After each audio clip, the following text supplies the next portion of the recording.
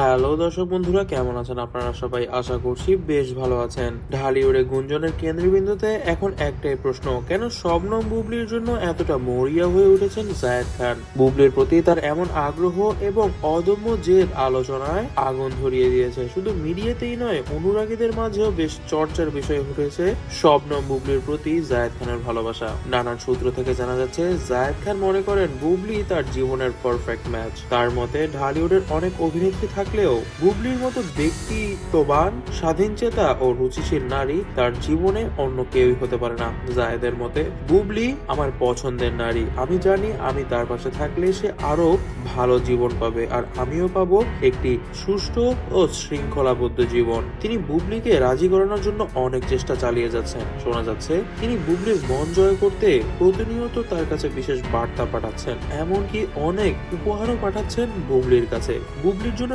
সবকিছুই করতে প্রস্তুত জায়েদ খান। জায়েদ খান বলেন তিনি বুবলির জন্য যে কোনো কিছু করতে প্রস্তুত। তিনি সম্প্রতি এক বন্ধুকে বলেছেন, বুবলি যা চাইবে আমি সেটাই দিতে রাজি। তার সন্তান বীরকে নিজের সন্তানের মতো দেখব। সব বাধা কাটিয়ে আমি তাকে বিয়ে করবই। অনেকেই মনে করছেন জায়েদ বুবলির কাছাকাছি আসার জন্য তার সিনেমার ক্যারিয়ারেও বিভিন্ন সুবিধা দিতে চাইছেন, যা ইতিমধ্যেই ঢালিউডে গুঞ্জনের বিষয় হয়ে দাঁড়িয়েছে। অন্যদিকে শবনম বুবলি এই বিষয়ে সম্পূর্ণই নীরব। তার ঘনিষ্ঠ মহল থেকে জানা যাচ্ছে তিনি ব্যক্তিগত জীবনে এইসব নিয়ে এখন ভাবতে চাচ্ছেন না, আর তার ব্যক্তিগত জীবনে কেউ হস্তক্ষেপ করুক তা একেবারেই পছন্দ করছেন না শবনম বুবলি। একজন মা হিসেবে তিনি এখন তার সন্তানের ভবিষ্যৎ ও নিজের ক্যারিয়ারের পুনর্গঠন নিয়ে ব্যস্ত।